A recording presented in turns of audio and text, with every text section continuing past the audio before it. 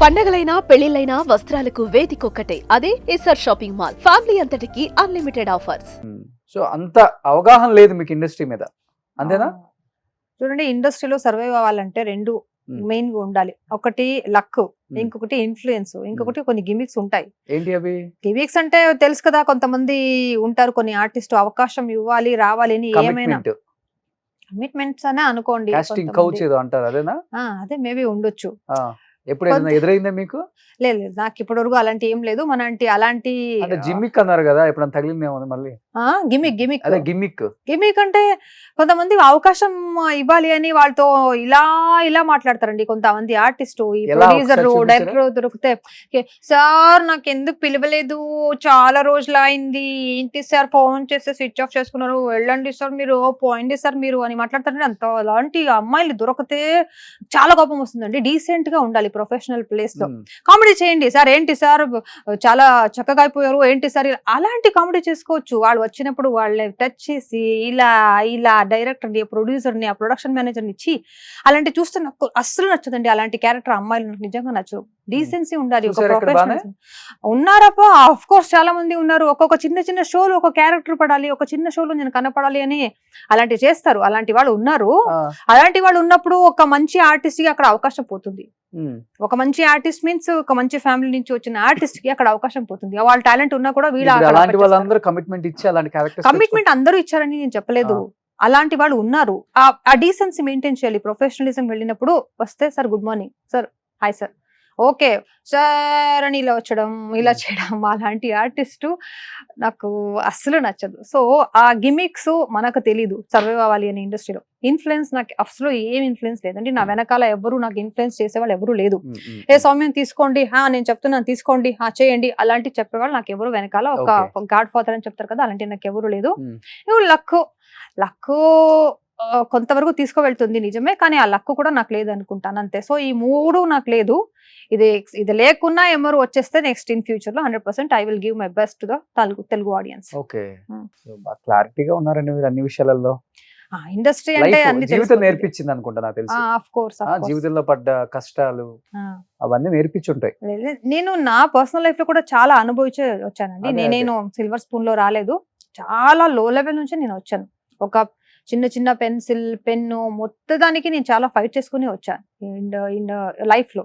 So నాకు కష్టం అంటే ఏంటి తెలుసు, మనీ వాల్యూ ఏంటి తెలుసు, సహాయం అంటే ఏంటి తెలుసు, కష్టంలో ఉన్నప్పుడు వాళ్ళ ప్రాబ్లమ్స్ ఎలా ఉంటాయో తెలుసు. సో నేను ఒక గుడ్ హ్యూమన్ బీయింగ్ గా ఉండాలి అనుకుంటాను అంతే. ఎప్పుడైనా నా థాట్స్ అదే. ఏనో నాకు వచ్చింది, కొంతమంది యాటిట్యూడ్ చూపిస్తారు చూడండి, అది కూడా నాకు నచ్చదు. అంటే కొంతమంది ఇప్పుడు ఏమైందంటే ఇన్స్టాగ్రామ్ లో ఎంతమంది ఫాలోవర్స్ ఉన్నారో చూసి వాళ్ళ క్యారెక్టర్ వాళ్ళు నిలబెడతారు. వాళ్ళు 1 million ఫాలోవర్స్ ఉన్నారా, వాళ్ళకి 800 ఫాలోవర్స్ ఉన్నారా, 2 million ఫాలోవర్స్ అంట. అలాంటి వాళ్ళతో ఎక్కువ ఫోటో తీసుకోవడం, అలాంటితో ఎక్కువ మాట్లాడడం, అలాంటితో ఎక్కువ ఫ్రెండ్షిప్ తీసుకోవడం, అలాంటితో స్టేటస్ పెట్టడం, అలా చేస్తారు. మనకి ఉన్నాను కానీ ఇన్స్టానే మొత్తం అనేది చేసుకోలేదు. అయ్యో, తిన్న ఫుడ్, తీసుకున్న ఫుడ్, ఒక బాటిల్, ఒక క్యాప్, ఏం పార్లర్కి వెళ్ళాను, ఎక్కడ మసాజ్ చేసుకున్నాను, ఎక్కడ పెడిక్యూర్ చేసుకున్నాను, ఎవరు హెయిర్ కొమ్మింగ్ చేస్తున్నారు, మొత్తం పెడతారు. ఓకే, పెట్టొచ్చు, ఒక లిమిటేషన్ ఉండాలి కదా. నేను పెడతా. నేను ఒక మంచి మేకప్ వేసుకుంటే, మంచి డ్రెస్ వేసుకుంటే, అవుట్ఫిట్ చూపించడానికి పెడతాను. అది కొలాబరేషన్ కి కొంతమంది కాస్ట్యూమ్ ఇస్తారు, ఓకే. కానీ తిన్న ఫుడ్, ఇంట్లో ఒక కాక్రోచ్ వస్తే ఆ కాక్రోచ్ చూసి భయపడడం, అదన్నీ మొత్తం పర్సనల్ లైఫ్ మొత్తం పెడతారు ఇన్స్టాలో. ఇంకొంతమంది ఆ ఇన్స్టాలో ఫాలోవర్స్ చూసుకొని ఫ్రెండ్షిప్ చేసుకునే వాళ్ళు కూడా ఉన్నారు. వాళ్ళు ఎంతమంది ఫాలోవర్స్ ఉన్నారో చూసి ఫ్రెండ్షిప్ చేస్తారు. యూట్యూబ్ ఛానల్ కూడా ఉంది కదా? ఉంది, యూట్యూబ్ ఛానల్ ఉంది. ఓకే, అది కూడా యాక్టివ్ ఉన్నారా? ఇప్పుడు చాలా రోజులైంది యాక్టివ్ లేదు రోషన్ గారు, చేయాలి. సో రెవెన్యూ వస్తుంది బాగానే దాని మీద?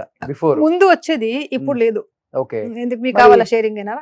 ఇస్తే ఇవ్వండి, లేకపోతే మీదే ఉంది కదా ఇంత పెద్ద యూట్యూబ్ ఛానల్లో. కదా, ఎలా మీకు మరి ఇప్పుడు రెవెన్యూ అంటే ఎవ్రీ మంత్ ఫైనాన్షియల్ గా చాలానే అవుతుంది. మీ మెయింటెనెన్స్ కావచ్చు, లేకపోతే మీరు ఫ్లైట్స్ అన్నారు, కార్స్, ఇవన్నీ ఎట్లా మరి? ఇప్పుడు మీరు అన్నారు లక్ ఒకటి, అండ్ ఇంకొకటి ఇన్ఫ్లుయెన్స్ ఒకటి, గిమ్మిక్లు, ఈ మూడు లేవు మరి. అంటే మూడు లేకపోతే డబ్బు కూడా సంపాదించడం కష్టం అవుతుంది. లేదు, సర్వైవల్ కి ఎట్లా? అంటే ఫ్యామిలీ, పెద్ద ఫ్యామిలీ. లేదు, ఇప్పుడు కూడా నాకు కొన్ని ఈవెంట్స్ వస్తాయి, చేస్తూనే ఉంటాను. ఈవెంట్స్ ఉంటాయి, సో ఈవెంట్స్ వెళ్తాను, బయటలో ఈవెంట్స్ పిలుస్తారు. Hmm. జనాలు చాలా ప్రేమంగా బయటలో ఈవెంట్స్ యాజ్ ఎ గెస్ట్ గా ఇప్పుడు కూడా నాకు జబర్దస్త్ యాంకర్ పేరు నుంచి పిలుస్తూనే ఉంటారు. ఇక్కడ నేను వెళ్తాను. ఇక్కడ తెలుగులో పిలుస్తారు, మొత్తం 2 రాష్ట్రాలు పిలుస్తారు. ఓకే వెళ్తాను, అందరినీ ఎంటర్టైన్ చేస్తాను. ఏదో ఒకటి ఇంతవరకు దేవుడి దయ వల్ల బాగానే ఉంది, చూడాలి. సో ఎవ్రీ మంత్ ఎంత ఉంటుంది మీ మంత్ ఖర్చు? అంటే ఒక మంత్ కి మీ మెయింటెనెన్స్ కానీ మీ కారు అంటే ఎట్లా ఎంత ఉంటుంది మెయింటెనెన్స్ మీకు? 5 lakhs మంత్లీ ఆ. ఏం మాట్లాడుతున్నారండి? ఎక్కువ ఉంటుందా? అవునవును, 5 lakhs 5,000 లో కూడా బతకడం తెలుసు, 10,000 కూడా బతకడం తెలుసు. 5,000 కి ఇప్పుడేం వస్తుంది ఇంకా? ఏంటి ఏమో ఒక 50,000 ఉంటాయి మంత్లీ ఎక్స్పెన్స్ అంతే. 5 అంతే? lakh అలా ఏం లేదండి, అంత ఎక్కువ అంత పెద్దవాళ్ళు కాదు. మేకప్ కాస్ట్ చెప్తున్నారా 50,000 లేకపోతే మీ ఓవరాల్ 1 month కి చెప్తున్నారా? 1 month ఖర్చు? మనకు ఒక 30,000 to 40,000 ఉంటే మనం బతుకుతాం చాలు, అంతే. Hmm. యాజ్ అన్ ఆర్టిస్ట్ నెమ్మదిగా బతుకోవచ్చు, అంతే. అంతే. అంతే. మరి సెలూన్స్ కి వెళ్ళాలి, పార్లర్ కి వెళ్ళాలి, అయ్యో పార్లర్ నేను మంత్లీ వన్స్ వెళ్తాను. వ్యాక్స్ చేయించుకోవాలి, మరి ఎన్ని ఉంటాయండి? లేదు నెయిల్ పాలిష్లు, నెయిల్స్. అయ్యో అదని మనం పార్లర్ వెళ్ళి చేసుకో. లేదు హెయిర్ మనం రోజులో ఇంట్లోనే వాష్ చేసుకుంటాము. అలాంటి ఎక్కువ పార్లర్ గిల్లర్ ఏం మనం స్పెండ్ చేయము. ఒక నార్మల్ మిడిల్ క్లాస్ ఫ్యామిలీ మనది, అంతే, ఎక్కువ ఏం లేదు. ఓకే. మరి అందరూ చెప్తుంటారు బెంగళూరులో మైసూర్ ప్యాలెస్ లాగా ఉంటుంది సౌమ్య ఇల్లు, ఆ మెయింటెనెన్స్ వేరే లెవెల్. అయ్యో నా ఇల్లు టూరే చేయలేదు, ఇంకా హోమ్ టూరే చేయలేదు, అలా ఏం లేదు. నేను ఉండేది రెంట్ హౌస్ అండి. చేయలేదు.